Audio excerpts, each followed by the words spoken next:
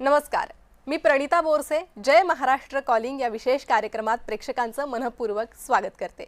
जय महाराष्ट्रच्या या विशेष भागात आपण विविध विषयांवर चर्चा करत असतो। आजचा विषय अत्यंत महत्त्वाचा शैक्षणिक क्षेत्रासंदर्भातला आहे आणि हेच शैक्षणिक क्षेत्र आज किती महत्त्वाचं आहे प्रत्येक पालक आणि विद्यार्थ्याला हे माहिती आहे। त्यामुळे 10वी 12वी नंतर काय करावं हा महत्त्वाचा प्रश्न विद्यार्थ्यांसमोर उपस्थित होत असतो आणि याच प्रत्येक प्रश्नाचं उत्तर आजच्या या भागातून आम्ही तुम्हाला देणार आहोत। 10वी नंतर काय करायचं ह्या प्रश्नाचं उत्तर तुम्हाला या भागाच्या शेवटपर्यंत नक्कीच मिळेल। महत्त्वाचं म्हणजे अनेक विद्यार्थी सध्या स्पर्धा परीक्षांमध्ये येऊ पाहत आहेत आणि या स्पर्धा परीक्षांसाठी मार्गदर्शन मात्र कुठेतरी अपूर्ण पडत असतं। हेच मार्गदर्शन आपण आजच्या या भागात पाहणार आहोत। 10वी नंतर एनडीएची तयारी हा आजचा आपला विषय आहे आणि ह्याच विषयावर मार्गदर्शन करण्यासाठी आपल्यासोबत प्राध्यापक डॉक्टर एस सोनवणे हे जोडले गेले आहे। एस सोनवणे यांची थोडक्यात मी ओळख करून देऊ इच्छिते, ज्यांनी शिक्षण क्षेत्रात गरुड झेप घेतलेली आहे। गरुड झेप अकॅडमी आणि गरुड झेप सैनिकी स्कूलचे ते संस्थापक आहे। त्यांनी शिक्षण क्षेत्रात आजपर्यंत मोठं कार्य केलेलं आहे आणि संभाजीनगर नंतर आता राज्यभरात त्यांचा हा शिक्षण प्रसार पसरतोय। त्यामुळे मी मनपूर्वक स्वागत करते सोनवणे सर तुमचं। जय महाराष्ट्र मध्ये तुमचं खूप खूप स्वागत। नमस्कार। नमस्कार। एनडीए ही अत्यंत महत्त्वाची स्पर्धा परीक्षा मानली जाते। महत्त्वाचं म्हणजे आताच 10वीचे पेपर झालेले आहे आणि आता विद्यार्थ्यांना प्रश्न पडतोय की 10वी नंतर एनडीए करायचं तर कसं करायचं। तुम्ही मार्गदर्शन करा। 10वी नंतर एनडीएची तयारी म्हणजे नेमकं काय, पालकांना काय सांगाल, विद्यार्थ्यांना काय सांगाल? एनडीए ही सर्वात कमी वयामध्ये अधिकारी बनवणारी परीक्षा आहे। ज्यावेळेस विद्यार्थी 10वी परीक्षा पास होतोय, आता पेपर संपलेले आहेत, निकालही लागतोय, त्यावेळेस विद्यार्थ्यांच्या मनामध्ये आर्मी, नेव्ही, एअरफोर्समध्ये अधिकारी बनायचं आहे। सर्वात कमी वयामध्ये अधिकारी बनणारी परीक्षा म्हणून एनडीएकडे बघितल्या जातं। तिन्ही दलाचे अधिकारी बनण्यासाठी आपल्याला ही परीक्षा द्यावी लागते।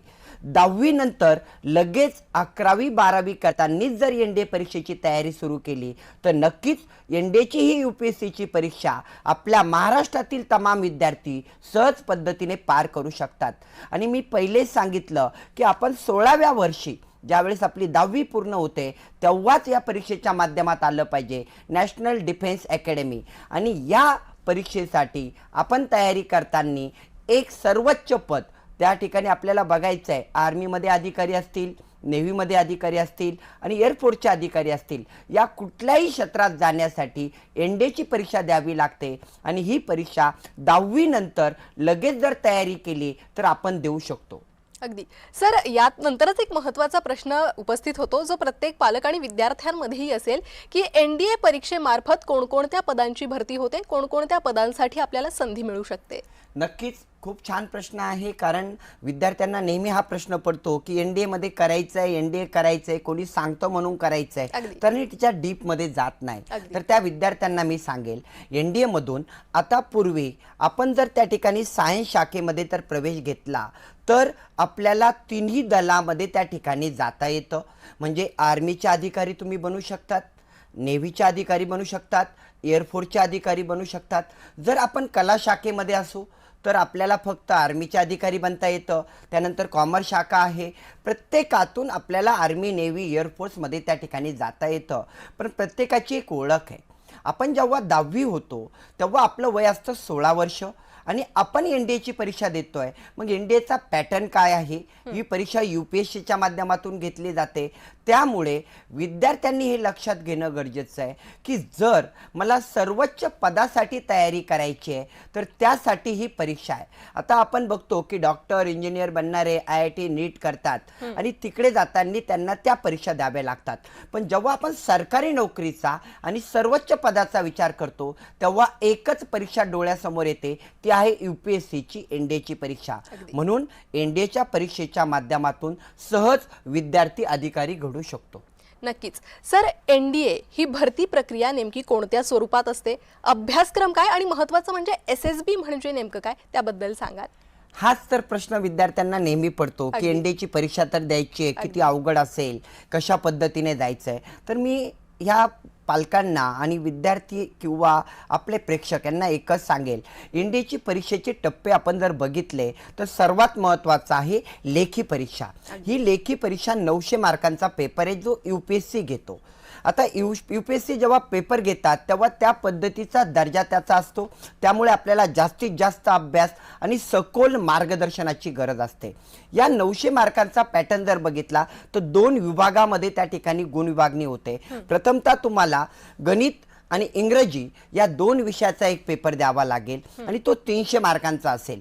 त्यामध्येही त्या ठिकाणी कमी जास्त करण्याचा अधिकार UPSC कडे असतो, त्यामुळे आपल्याला या 2 विषयाला प्राधान्यक्रम द्यावा लागतो.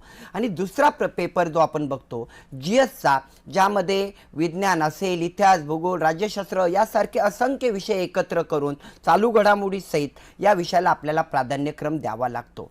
आणि या विषयामध्ये जेव्हा लेखी परीक्षा आपण उत्तीर्ण होतो त्यानंतर ज्या विद्यार्थी उत्तीर्ण आहेत त्यांची SSB इंटरव्ह्यूसाठी त्या ठिकाणी पुढे त्यांना जावं लागतं आणि त्या ठिकाणी SSB इंटरव्ह्यू द्यावा लागतो. SSB इंटरव्ह्यूचा तयारी मग नंतर कराल का, तर मी मुळात म्हणेल नाही. विद्यार्थ्यांनी आजपासूनच त्याची तयारी करावी. बरेचसे विद्यार्थी महाराष्ट्रामध्ये मुख्यतः एनडीएची परीक्षा तर पास होतात पण त्या ठिकाणी SSB इंटरव्ह्यू पर्यंत पोहोचत नाही. त्याची तयारी, मग तुमचा कॉन्फिडन्स लेवल काय आहे, तुमची देहबोली काय आहे, तुमच्यामध्ये शरीरचा संबंध काय असतो, शरीर आणि मानसिकदृष्ट्या आपण किती सक्षम आहात, या गोष्टीची तुलना होते. प्रत्येक पॅटर्नमध्ये आपल्याला SSB इंटरव्ह्यू लक्षात ठेवूनच एनडीएची तयारी करावी लागते. हा झाला पाठ. त्यानंतर आपण म्हणतो की मैदानी चाचणी.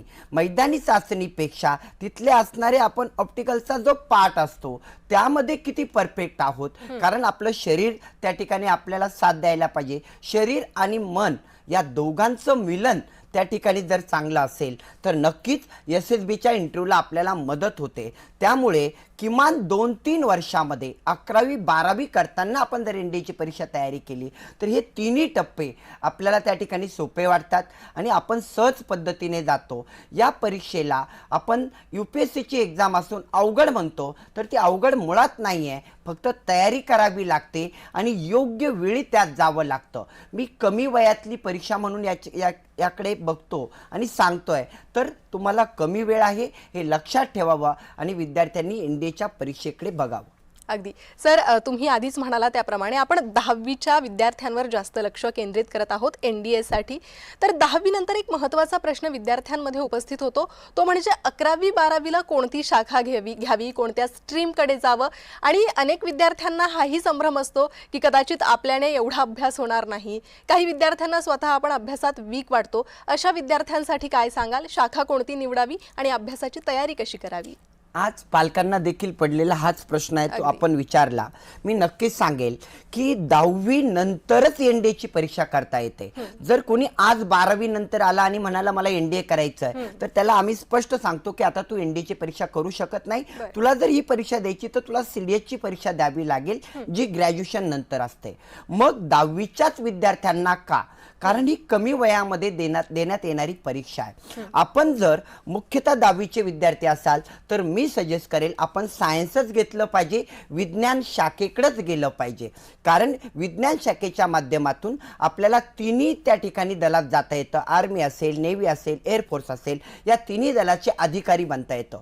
तसेच विज्ञान शाखा जर असेल तर एअरफोर्समध्ये S ग्रुपच्या परीक्षा असतील, Y ग्रुपच्या परीक्षा असतील, एअरफोर्समध्ये बाकीच्या क्लास 3 लेवलच्या परीक्षा असतील, यामध्ये आपल्याला जाता येतं. नेव्हीमध्ये MR, SSR ही जे क्लास 3चे पोस्ट आहेत इकडे सुद्धा जाता येतं. त्यानंतर आर्मीमध्ये आपण कला शाखेचे विद्यार्थी जाऊ शकतात आणि सायन्स शाखेचेही जाऊ शकतात. त्यामुळे आर्मीमध्ये जर जायचं असेल तर त्या ठिकाणी कला शाखा, आर्ट्स घेण्यासाठी काही हरकत नाही. पण मी मुख्यतः विद्यार्थ्यांना सांगेल सायन्स मुळात अवघड नाही आहे आणि तोच अभ्यासक्रम विज्ञान शाखेचा बराचसा एनडीएमध्ये त्या ठिकाणी संलग्न असतो. आपण 5वी ते 10वी पर्यंत काय शिकलो याचा अभ्यासक्रम असतो. NCERTचे बुक जर आपण चांगल्या पद्धतीने रेफर केलेले असतील किंवा इथून पुढे करून घेणारे त्या ठिकाणी मार्गदर्शक असतील तर एनडीएची परीक्षा मुळामध्ये अवघड जात नाही. आणि मुख्यतः आपल्या प्रश्नाचं उत्तर एकच की विज्ञान शाखा घेतलेली चांगलं राहील. अगदी सर. आणि यानंतरही आणखी एक महत्त्वाचा प्रश्न हा विद्यार्थ्यांसमोर असा असतो की एनडीए व्यतिरिक्त आम्हाला दुसरं काही आहे का, म्हणजे जर इतर काही क्षेत्रात चाचपणी करायची असेल या विद्यार्थ्यांना तर काय मार्गदर्शन कराल? मी जेव्हा एनडीची परीक्षेची तयारी करताना विद्यार्थी बघतो तेव्हा हा सर्वात महत्त्वाचा भाग असतो की एनडीए नाही झालं तर काय होईल, कारण ही अवघड परीक्षा आहे, त्यामध्ये यशाचं प्रमाण हे कमीच असतं. पण मला हे माहिती आहे की एनडीएचा विद्यार्थी जो तयारी करतो तो एक मोठा डोंगर चढतोय, म्हणजे त्याचं टार्गेट मोठं आहे. ते करत असताना नॉर्मली येणाऱ्या छोट्या छोट्या ज्या टेकड्या असतात, आपण त्याला म्हणतो छोटे एव्हरेस्ट सारखे, आपण एव्हरेस्ट पार करताना छोट्या छोट्या टेकड्या पार होतात, तशाच पद्धतीने इंडियाच्या माध्यमामध्ये नेव्हीमध्ये असतील छोट्या परीक्षा असतात, जे मी पूर्वी सांगितलं, MR असेल, SSR असेल, एअरफोर्समध्ये एस ग्रुप असेल, वाय ग्रुप असेल, आर्मीमध्ये GD टेक्निकल हे खूप छोट्या नोकऱ्या आहेत. आणि छोट्या मी याच्यासाठी म्हणतोय, नोकरी तशी मोठी आहे पण कमी वेळात भेटणारी आणि अभ्यास कमी करून लवकर लागणारी. बरेचसे विद्यार्थी एअरफोर्समध्ये सहज लागतात, नेव्हीमध्ये सहज लागतात आणि एनडीएची तयारी करताना सर्वात कमी वेळात त्यांच्याकडे नोकरी प्राप्त होते. असे मी कितीतरी विद्यार्थी बघितलेत की ते एनडीएची तयारी करतायत आणि त्याच्या अगोदर त्यांना जॉईनिंग लेटर भेटतात आणि मग आई वडिलांना आम्ही प्रश्न विचारतो की आता थांबायचं की नोकरी जॉईन करायची. बरेचसे आई वडील घेतातही, बरेचसे आई वडील थांबतातही. मी तर मुख्य म्हणेल, बाकी नोकरी लागणे एनडीएच्या विद्यार्थ्यासाठी अवघड नाही. अगदी अगदी सर, खूप मोलाचं मार्गदर्शन तुम्ही विद्यार्थ्यांना करतायत आणि नक्कीच विद्यार्थ्यांना, पालकांना प्रत्येक प्रश्नाचं उत्तर त्यांच्या या भागातून मिळणार आहे. तुमच्याशी ही चर्चा अशीच सुरू राहणार आहे. मात्र या भागात एक छोटीशी विश्रांती घेत आहोत, पुन्हा परत येतोय.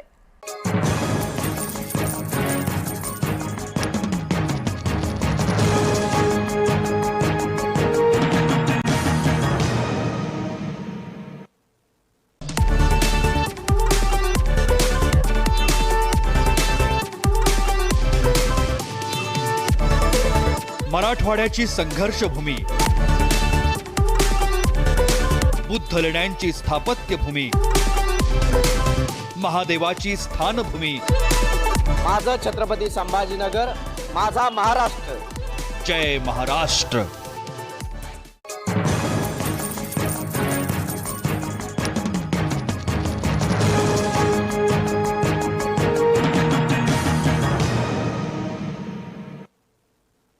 विश्रांतीनंतर प्रेक्षकांचं पुन्हा एकदा मनपूर्वक स्वागत. 10वी नंतर एनडीए या विषयावर आपण मोलाचं मार्गदर्शन घेत आहोत. आपल्यासोबत प्राध्यापक डॉक्टर SS सोनवणे हे जोडले गेले आहेत. पुन्हा एकदा वळूयात या चर्चेकडे. सर, आपण आतापर्यंत 10वी नंतर या एनडीए परीक्षेची तयारी कशी करावी, कोणती शाखा घ्यावी याबद्दल बोलत होतो. मात्र एअरफोर्स, नेव्ही या वेगवेगळ्या घटकांबद्दल तुम्ही काय सांगाल? काही विद्यार्थी असे असतात की त्यांना एनडीएची परीक्षा मुळात जड वाटते किंवा अवघड वाटते. पालकांनाही वाटतं की यातलं निकालाचं प्रमाण कमी आहे. त्यांनी एनडीएची तयारी जर करायची नसेल तर यांच्यासाठी हजारो संख्याने त्या ठिकाणी जॉब असतात. सरकारी नोकरीच्या जॉबबद्दल बोलायला गेलो तर एक दिवस कमी पडेल. जसं मी सांगितलं, स्टाफ सिलेक्शनमध्ये आपल्याला जाता येतं, BSF, CISF, ITBP, Assam rifle यासारखे असंख्य पदं. रेल्वे विभागामधील नोकऱ्या असतात, रेल्वेमध्ये आपल्याला जाता येतं, रेल्वे पोलीस बनता येतं. डिफेन्समध्ये जायचं असेल तर आर्मीमध्ये, नेव्हीमध्ये, एअरफोर्समध्ये, जसं मी सांगितलं की नेव्हीमध्ये MR SSR पदं असतील, एअरफोर्समध्ये एस ग्रुप, वाय ग्रुप पदं असतील, आर्मीमध्ये GD technical clerk, Nashik assistant पदं असतील. असंख्य पदं आहेत की या भरत्यांची तयारी आपण करू शकतो, ज्याला आमच्या माध्यमातून आम्ही ब्रावो बॅच असं नाव देतो. की एनडीए नाही पण एनडीएच्या खालच्या दर्जेच्या, त्यापेक्षा थोड्या कमी लेवलच्या परीक्षांची तयारी, आणि विद्यार्थी सहज पद्धतीने ते पार करू शकतात. त्या परीक्षा सुद्धा करता येतात. ज्या विद्यार्थ्यांना डिफेन्समध्येच जायचं नाही आहे, मैदानी चाचणी करू शकत नाही, यांना असंख्य परीक्षा आहेत. स्टाफ सिलेक्शनच्या माध्यमातून असेल, महाराष्ट्र शासनाच्या असतील, मग आपण जिल्हा परिषदच्या परीक्षा म्हणतोय, मंत्रालयातली म्हणतोय, या कुठल्याही परीक्षा देता येतात. त्यामुळे असं होत नाही की एनडीएचीच परीक्षा दिली तरच नोकरी मिळेल. एनडीएच्या व्यतिरिक्त अजून काही परीक्षा आहेत त्या तुम्हाला देता येतात. अगदी सर, अनेक विद्यार्थिनींचे पालक आपला हा कार्यक्रम पाहत आहेत. त्यांच्यासाठी माझा हा महत्त्वाचा प्रश्न, विद्यार्थिनींसाठी ह्या क्षेत्रात करिअरच्या संधी आहेत का आणि त्या कशा? खरं तर हा प्रश्न खूप वर्षानुपासून प्रलंबित होता जी. की विद्यार्थिनींना एनडीए मध्ये जाता येतं का अगदी. किंवा नेव्ही मध्ये जाता येतं का, एअरफोर्स मध्ये जाता येतं का. आता मुली ह्या मुलांपेक्षा कुठेही कमी राहिलेल्या नाही आहेत. त्या प्रत्येक क्षेत्रात खांद्याला खांदा लावून त्या ठिकाणी मुलांच्या बरोबरीने जॉब मिळवत आहेत. आता मी एक सांगेल की मागील काही वर्षामध्ये गव्हर्नमेंटचा आलेला GR बघा, ज्यामध्ये मुलींना आता एनडीए मध्ये अधिकारी बनता येत आहे. मग अधिकारी जर मुली बनू शकतील तर बाकीच्या सर्व क्षेत्रामध्ये आता मुली आहेत. अशी कुठलीही परीक्षा भारतामध्ये राहिलेली नाही की तिथे मुलांना भरती भेटते आणि मुलींना भेटत नाही. त्यामुळे स्पर्धा परीक्षेत मुली ह्या मुलांच्या बरोबरीने आता नोकरी मिळवत आहेत. आणि मी दुसरं बघितलं, या काही वर्षामध्ये जेव्हा एनडीएची परीक्षा आपण तयारी करतोय तेव्हा मुलींच्या निकालाची टक्केवारी मुलांपेक्षा जास्त आहे. एअरफोर्समध्ये आपण बघतोय आत्ताच एक्स ग्रुप वाय ग्रुपचा त्या ठिकाणी निकाल त्या ठिकाणी लागला, वाय ग्रुपचे अजून मेडिकल त्या ठिकाणी स्टार्ट आहेत. यामध्ये मुलींचं प्रमाण सर्वात जास्त आहे. अरे वा. आता आम्ही पण बघितलं की जेव्हा क्लास चालतात तेव्हा मुलींची टक्केवारी निकालामध्ये वाढलेली आहे. म्हणून मी मुलींना सांगेल की आपण गव्हर्नमेंटमध्ये, सेंट्रल गव्हर्नमेंट असेल, स्टेट गव्हर्नमेंट असेल, इथे जाण्याचं प्रमाण वाढलेलं आहे. आता महाराष्ट्र पोलीसची भरती चालू आहेत, त्यामध्ये 15 ते 18 हजार पोलीस भरती त्या ठिकाणी चालू असताना मुली 7 ते 8 हजार पोलीस बनणार आहेत प्रत्येक डिपार्टमेंटमध्ये. मग तो रेल्वे विभाग असेल, रेल्वे पोलीसलाही मुली आहेत, CISF असेल तिथेही मुली आहेत. यामुळे विद्यार्थिनी आणि विद्यार्थी या दोघांसाठी स्पर्धा परीक्षा हे क्षेत्र खूप चांगलं आहे. पण त्या ठिकाणी टिकावं लागतं, मन लावून करावं लागतं. जो विद्यार्थी स्पर्धा परीक्षेत टिकतो, नेहमी थांबतो, तोच निकाल घेतो, अन्यथा निकाल भेटत नाही. त्यामुळे स्पर्धा परीक्षेत टिकून त्या ठिकाणी निकाल मिळवणं सर्वात महत्त्वाचं आहे. अगदी. सर, एनडीए म्हटलं की गरुड झेप अकॅडमी हे नाव त्याच्या मागे आलंच. गरुड झेप अकॅडमी मोलाचं कार्य या क्षेत्रात करते आहे, एनडी परीक्षेसंदर्भात करते आहे. आतापर्यंत तुमच्याकडून कशा पद्धतीनं या परीक्षेसंदर्भात मुलांकडून तयारी करून घेतली जाते? काय विशेष पद्धती तुम्ही अवलंबतात? खरं तर ही आमच्यासाठी आणि आमच्या पूर्ण गरुड झेप परिवारासाठी, संपूर्ण टीमसाठी अभिमानाची गोष्ट आहे. एनडीए म्हटलं की गरुड झेप नाव आलं, एअरफोर्स नेव्ही म्हटलं की गरुड झेपचं नाव आलं, डिफेन्सची कुठली नोकरी म्हटली की गरुड झेप नाव आलं. याच्या मागे मेहनत आहेत त्या ठिकाणी आमच्या स्टाफची. जे शिक्षक दिवस रात्र मेहनत घेतात. सकाळी 5 वाजल्यापासून आमचा शेड्यूल चालू होतो, विद्यार्थी उठवण्यापासून तर रात्रीच्या झोपेपर्यंत. मग त्यात लेखी परीक्षा आली, त्यात मैदानी चाचणी आली, त्यात त्यांच्या SSB इंटरव्ह्यूची तयारी आली, विद्यार्थ्याचं मानसिक संतुलन त्या ठिकाणी योग्य ठेवणे असेल, त्याच्या राहण्या खाण्याची व्यवस्था असेल, या सर्व पार्टमधून आम्ही जातो. दुसरं, हे नाव बनण्यामध्ये सर्वात महत्त्वाचा वाटा असेल की एनडीए म्हटलं की गरुड झेप, नेव्ही एअरफोर्स म्हटलं की गरुड झेप, यामध्ये पालकांचा वाटा. जे पालक आमच्यावरती विश्वास ठेवून विद्यार्थी तिथे पाठवतात. महाराष्ट्राच्या कान्याकोपऱ्यातून विद्यार्थी आमच्याकडे आलेले आहेत. नागपूर पासून त्या ठिकाणी संभाजीनगरला असेल, पुण्याला असेल, आता नागपूरला सुद्धा विद्यार्थी, मुंबईपासून विद्यार्थी नागपूरला जायला तयार असतात. याचं कारण एकमेव आहे, तिथला चालणारा रिझल्ट. आणि हा रिझल्ट विद्यार्थी, पालक आणि शिक्षक या तिघाच्या सहयोगाने मिळतो. मी पालकांना नेहमी आम्ही ॲडमिशनच्या वेळेसच सांगतो की मुलगा टिकणारा पाहिजे, थांबणारा पाहिजे. कारण आज घरी विद्यार्थी मोबाईलच्या विळख्यात सापडलेले आहेत, दोस्त त्यांचे मित्र जे असतात त्याच्या विळख्यात सापडले आणि ते अभ्यास करू शकत नाही.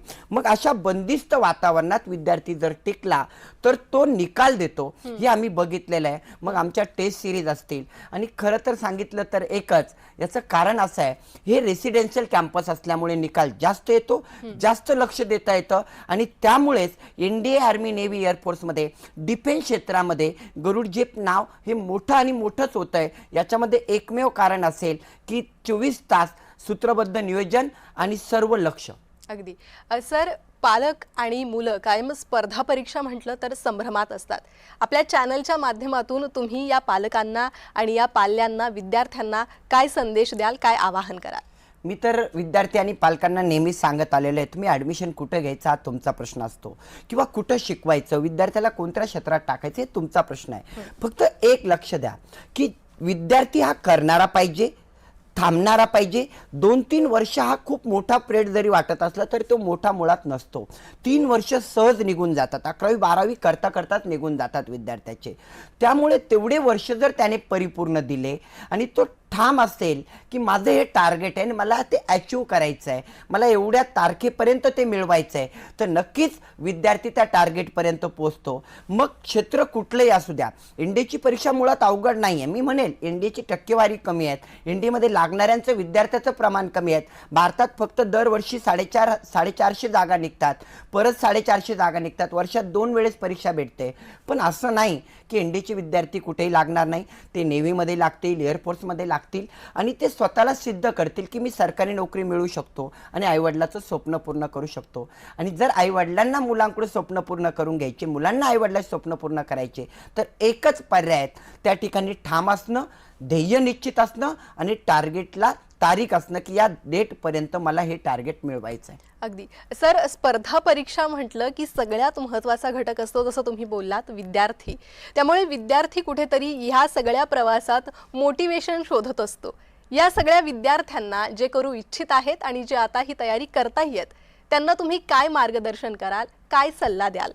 मी नेहमीच माझ्या विद्यार्थी असतील किंवा बाहेरचे विद्यार्थी असतील यांना एकच सांगत आलेलं आहे, स्पर्धा परीक्षेसारखं दुसरं क्षेत्र नाही. इथे हजारो मार्ग आहेत. एक जरी कदाचित आपण पोलीस नाही बनू शकलो, आपण साधं उदाहरण घेऊया महाराष्ट्रामधलं, महाराष्ट्र पोलीस नाही बनलो तर वनरक्षकच्या जागा निघणारच आहेत, तिथे तुम्ही लागू शकतात. वनरक्षकमध्ये नाही लागू शकलो, दारूबंदी पोलीसच्या निघणार आहेत.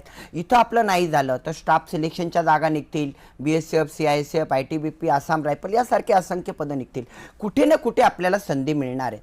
पण ठाम राहा की मला माझ्या आईवडिलांचं स्वप्न पूर्ण करायचं आहे, मला एक नोकरी मिळवायची आहे. आणि जर हे ठाम निर्णय तुमचे असतील तर कुठेच तुम्हाला अपयश येऊ शकत नाही. आणि स्पर्धा परीक्षेमध्ये अपयशानंतर सुद्धा यश मिळत असतं. कितीतरी विद्यार्थी आहेत की मागील 2 पोलीस भरतीमध्ये त्या ठिकाणी लागू शकले नाही, 1-2 मार्काने गेलेत, पण या भरतीमध्ये त्यांनी ते करून दाखवलं. ही अशी जिवंत उदाहरणं तुम्हाला मिळतील. आणि जर मार्गदर्शनच घ्यायचं आहे, जर मी नसेल किंवा कोणी नसेल तर सुशिक्षित वर्गाबरोबर तुम्ही मार्गदर्शन घ्या. मी हे करायचं आहे, कुठल्या क्षेत्रात जाऊ, कोणाकडे जाऊ, कुठे घेऊ किंवा कुठे जायचं आहे हे जर त्यांनी सांगितलं तर नक्कीच निर्णय घ्या. अगदी सर, पालकांकडून आणि विद्यार्थ्यांकडून माझा हा महत्त्वाचा प्रश्न आहे की गरुड झेप अकॅडमीचे ॲडमिशन्स कधीपासून सुरू होत आहेत आणि आता जे 10वीचे विद्यार्थी परीक्षा देऊन बसलेले आहे ते सध्या शोधात आहे की काय करायचं, अशा विद्यार्थ्यांना तुम्ही अकॅडमी ॲडमिशन्सबद्दल काय सांगाल? मी तर एकच सांगेल की 10वीच्या निकालाची कोणी वाट बघायची गरज नाही, आत्ताच सुरू करणं गरजेचं. आपल्याकडे वेळ खूप कमी असतो, पेपर संपलेले आहेत, आता पेपर संपून बराचसा काळ त्या ठिकाणी लोटलेला आहे. लगेच जर आपण तयारीला लागलो तर त्या ठिकाणी काही प्रमाणामध्ये आपण बाकी मुलांच्या तुलनेत पुढे जातो. मी कितीतरी वेळेस हे सांगितलेलं आहे की बॅचेस त्या ठिकाणी पेपर संपल्या एक बॅच स्टार्ट झाली, आता काही 10वीच्या निकालानंतर स्टार्ट होतात, त्यानंतरही त्या बॅचेस चालतात. प्रत्येकाला त्या ठिकाणी पहिले कोण येतो आणि कशा पद्धतीने तयारी करतो यावरती डिपेंड असतं. प्रत्येक ठिकाणी आमच्या जागा लिमिटेड आम्ही का ठेवलेल्या आहेत की येणारा प्रत्येक घटक त्या ठिकाणी कुठे ना कुठे योग्य मार्गदर्शन घेऊन गेला पाहिजे, नोकरीला लागला पाहिजे. त्यामुळे प्रत्येकाच्या ॲडमिशनची एक मर्यादित त्या ठिकाणी वेळ असते आणि त्याच वेळेस ते घेतले जातात आणि तेच विद्यार्थी पुढे घेऊन आम्ही त्यांच्यावरती प्रशिक्षण देतो. अगदी सर, मला असं वाटतं तुम्ही खूप मोलाचं मार्गदर्शन विद्यार्थ्यांना, पालकांना केलेलं आहे, आमच्या प्रेक्षकांना केलेलं आहे. त्यामुळे जय महाराष्ट्र टीमकडून तुमचे खूप खूप धन्यवाद. आणि मी आशा करते की पालकांचं, विद्यार्थ्यांचं 10वी नंतर NDA परीक्षेची तयारी या संदर्भात नक्कीच प्रत्येक शंकेचं निरसन या भागातून झालेलं असेल.